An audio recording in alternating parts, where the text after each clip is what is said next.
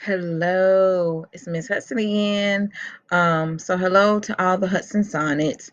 We have to finish our book, Jake Drake, Bully Buster. Okay, so I'm gonna start with reading at the top of page 48 and finish on. Okay, we only have like a few more pages, so this is it. I'm excited. Okay, so let's find out what happened. I'm gonna hit my timer. Here we go. I went to find some other stuff about Native Americans in Massachusetts. Near the end of the period, I went to show Link the books I found. He looked up and said, "Great job, Flake." I said, "What did you find?" He said, "Take a look." Behind the encyclopedia, Link was reading a book of Garfield cartoons. He said, "I love social studies. Don't you?" So there it was. My partner wasn't just a super bully, he was also a moron. Then it was the day before the project was due. I had found all the books. I had found all the pictures. I had used my best handwriting to make some labels. I had stuff I could tell about.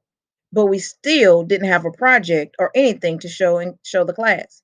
At the end of the day, Miss Brattle said, "Remember, all the Thanksgiving projects are due tomorrow."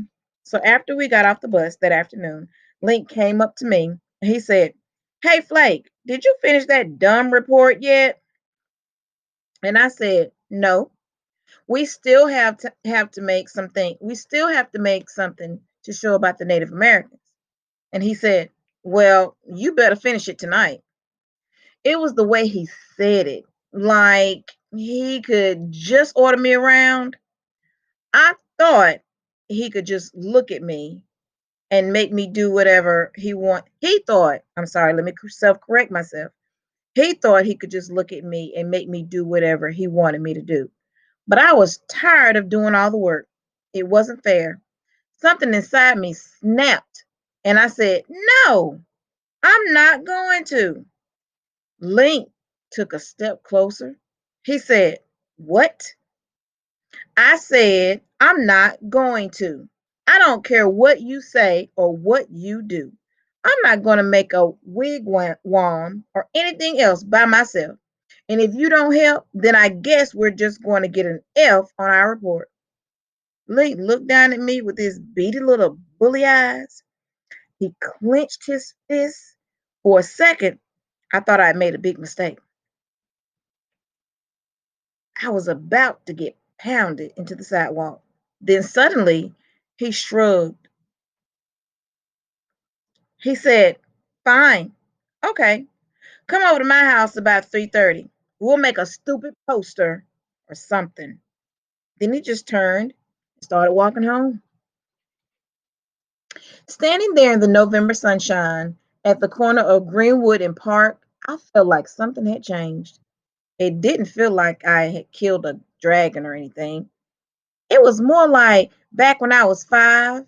Every night I thought there was a monster under my bed. And then one night I had gotten brave enough to look, and it wasn't there. No monster. But in 45 minutes, I was going to have to go knock on Link's door. Who would open it? Would it be my social studies partner or a monster? Chapter 9, Surprises and Questions. Oh, Melvin, if you're watching this, do you see what's that little group BTS right here? It's my daughter's post. Okay, anyway, chapter 9, Surprises and Questions. Finding Link's house was no problem. He lived in Jimmy Carson's old house, and I had been there plenty of times. I had all the stuff for the project in my book bag. I went up the front steps and rang the doorbell. I heard a sound from above, like shh. Then I looked up just in time to see a fat red water balloon, and above the balloon, Link's head sticking out of a window on the second floor. The balloon went splat onomatopoeia on the steps next to me. Only my shoes got wet. Link laughed and yelled, "Surprise!" Then he said, "Come on in, Flake. Doors open." My heart was pounding, and I almost turned around and ran home, but I didn't. If Link had wanted to put that balloon right on my head, he could have. So that was progress, right? Or was he really trying to soak me and he just missed? Anyway, I went inside. Link's mom was in the front hallway looking through a stack of mail. She must have just gotten home because her coat was still on.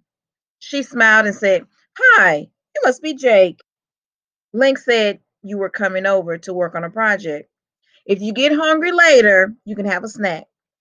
I said, "Thank you." Link yelled from the top of the stairs, "Hey, up here, and bring all your stuff." Link's room was a surprise. I guess I thought it would be like a cave or a jail cell or something. It was just a regular room. There was a lot of comic books around, and there were models on all the shelves. Lots of them. Model cars, trucks, motorcycles, model ships, and airplanes. Even a model train. I picked up a model of a car.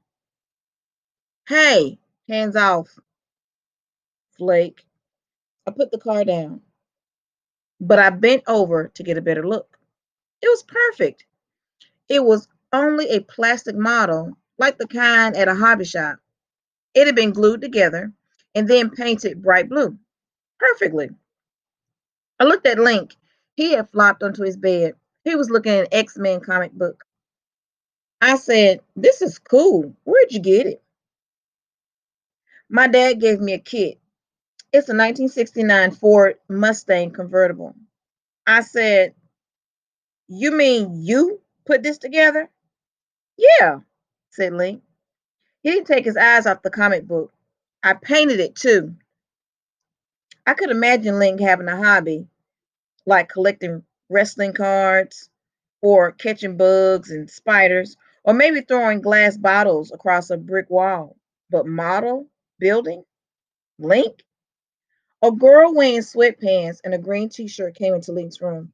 She was tall, with big shoulders and arms, probably in high school. She had about 6 earrings in each ear, and her hair was brown with a bright pink streak in the front. And she was mad. She didn't notice me. Real loud, she said, "Hey, Stink." Link looked up from his comic book. "What?" "You know what? You took $1 off my dresser this morning." "Did not." She picked up the Mustang model I had been looking at. She held it out, and she started to close her big hand around it. Link sat up and yelled, "Hey, leave that alone."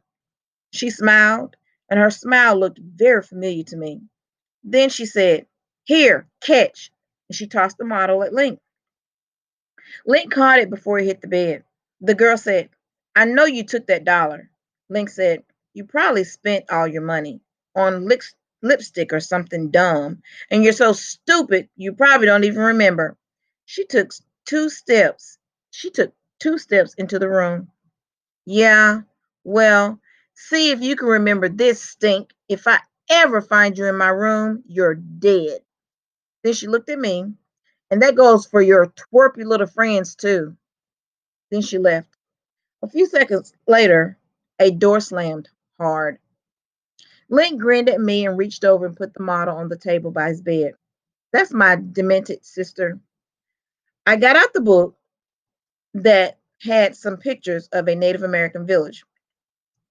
I was ready to finish the project and go home. "Giant girl super bullies are not my idea of fun," I said. "Let's get this done, okay?" Excuse me.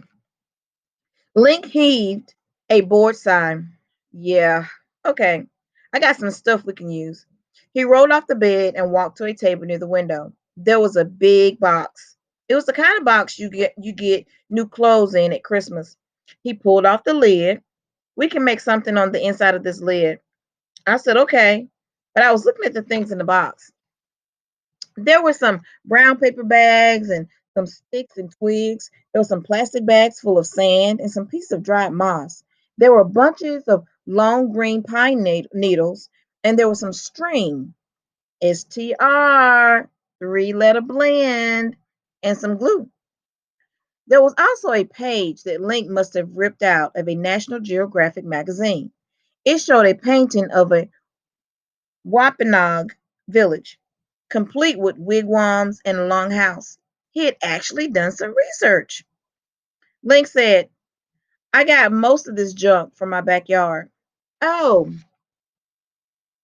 I said, I said, so your idea is to make a model village and to make it look real? He looked at me. Duh, the thinking flake. Unfortunately, it ends right there, but there's a picture. Okay. I'll talk to you later.